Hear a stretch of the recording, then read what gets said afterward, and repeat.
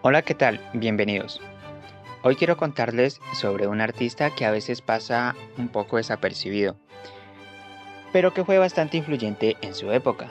Hablamos del artista Jean-Léon Gérôme. Gérôme nació en 1824 en un pueblito francés llamado Vesoul. Desde muy joven él dibujaba todo el tiempo, así que terminó viajando a París para estudiar con Paul Delaroche, este gran artista, que en ese momento era como uno de los artistas más respetados de su tiempo. Entonces ahí él aprendió esa técnica tan precisa que lo caracteriza. Su primer gran momento llegó muy temprano, a los 23 años, cuando presentó la obra Combate de Gallos.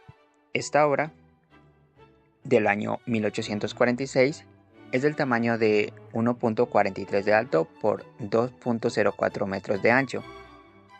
En su momento, esta obra fue un éxito total y puede decirse que fue la obra que lo cimentó en su reputación, fusionando la academia con una temática más sensual y cotidiana del mundo antiguo. A partir de ahí, su carrera arrancó con fuerza dentro del academismo, que era el estilo oficial de la época, con el dibujo perfecto, las escenas históricas y una estética impecable. Algo interesante es que Jerome no solo pintaba, sino que también fue escultor y profesor, donde formó a un montón de artistas que después serían importantes, sobre todo en Estados Unidos. Además, viajó bastante, mucho, por decirse así, sobre todo a países como Egipto, Turquía o Siria. Y esos viajes marcaron profundamente su obra. De ahí viene su interés por lo que hoy llamamos el orientalismo.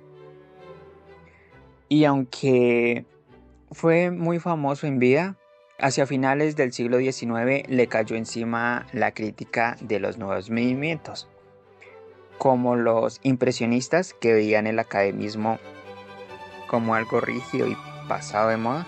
Entonces él también criticó a los impresionistas, así que hubo como tensión por ambas partes en ese aspecto.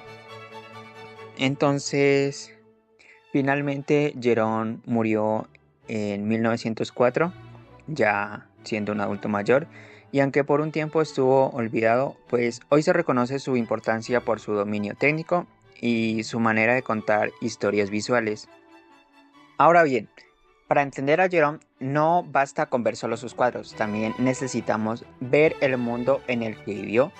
Y es que el siglo XIX en Francia fue un caos creativo, literalmente, con revoluciones, cambios de gobierno, avances tecnológicos y científicos, las ciudades que se modernizaban, en fin, era un siglo en bastante movimiento. La gente estaba fascinada por descubrir el pasado, viajar y conocer culturas lejanas.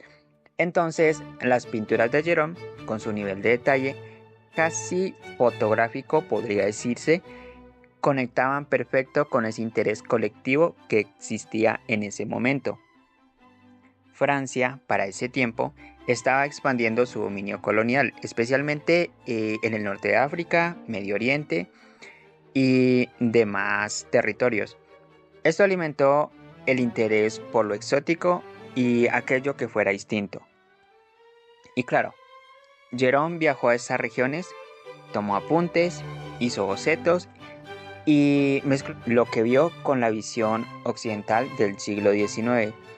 Por eso su obra, aunque es bastante detallada, sobra decirlo, también está marcada por el orientalismo, esa mezcla entre observación real y fantasía europea. Artísticamente, este es un siglo donde conviven varias tendencias, como el academicismo al que pertenecía Jerome, con técnicas perfectas, figuras idealizadas y temas históricos. También existía el romanticismo, que buscaba más emoción e intensidad. Y después llega el impresionismo, que rompe por completo las reglas tradicionales. Jerome entonces se quedó del lado académico y se enfrentó públicamente a los impresionistas. Por eso fue tan polémico en su tiempo, ya que era un símbolo de tradición en un momento en el que el arte estaba cambiando radicalmente. Algo clave en las obras de Gérôme es que en sus escenas de las obras que realiza parecen realmente fotogramas de una película. Y no siempre muestran la acción, sino que a veces muestran también el momento antes o el después, y eso genera mucha tensión. Está, por ejemplo, este cuadro llamado La muerte de César del año 1867. En este cuadro es un ejemplo perfecto, porque es que uno esperaría ver a los senadores atacando a César, pero no. Gérôme nos muestra el después, sobre cómo César ya está muerto, tirado en el suelo, y los asesinos simplemente se alejan como si no hubiera pasado nada. Entonces, esa frialdad hace que la escena sea incluso más impactante. No hay sangre exagerada ni un dramatismo barato. Es un silencio que dice mucho más, porque la composición es más equilibrada, la luz está muy controlada y todo se siente casi como si fuese una obra teatral. Tenemos también esta obra llamada Polis Verso del año 1872 y esta es probablemente su obra más famosa. Aquí en cambio tenemos una escena cargada de energía que tiene elementos como el gladiador victorioso, el público gritando, los pulgares hacia abajo que indican que hay que rematar al derrotado. Entonces, el nivel de detalle es muy impresionante. La armadura, los rostros y el coliseo es tan cinematográfico que incluso influyó directamente en películas famosas como Gladiador. Entonces, Gérôme entendía perfectamente cómo crear tensión dramática sin perder el realismo. También tenemos esta obra llamada La oración en la mezquita del año 1871. Este cuadro viene directamente de sus viajes, como lo podemos notar, porque Gérôme expone una mezquita con fieles rezando y llama la atención la precisión con la que reproduce la arquitectura, los colores y la luz, ya que aquí se ve su lado más observador, casi como si fuera un documentalista del siglo XIX. Pero también está la parte orientalista, esa mirada europea que convierte lo cotidiano en algo exótico y solemne. Es una mezcla interesante entre realidad y fantasía. Por último, tenemos esta obra, La verdad, saliendo del pozo del año 1896. Esta obra es distinta a todas las anteriores, y es que aquí no hay historia antigua ni escenas orientales. Es una alegoría a la verdad, representada como una mujer desnuda, que sale de un pozo con un látigo para castigar al mundo por sus mentiras. Es un cuadro muy directo y al mismo tiempo muy simbólico, porque Jerome ya estaba en una etapa más reflexiva, viendo un mundo moderno que cambia muy rápidamente, y aquí deja claro que le interesaba no solo lo visual, sino también los mensajes morales y filosóficos. Con respecto a su estilo, podría decir que Jerome era un narrador visual. Todo en sus obras, la luz, la composición, los gestos, está pensado para contar una historia sin necesidad de palabras.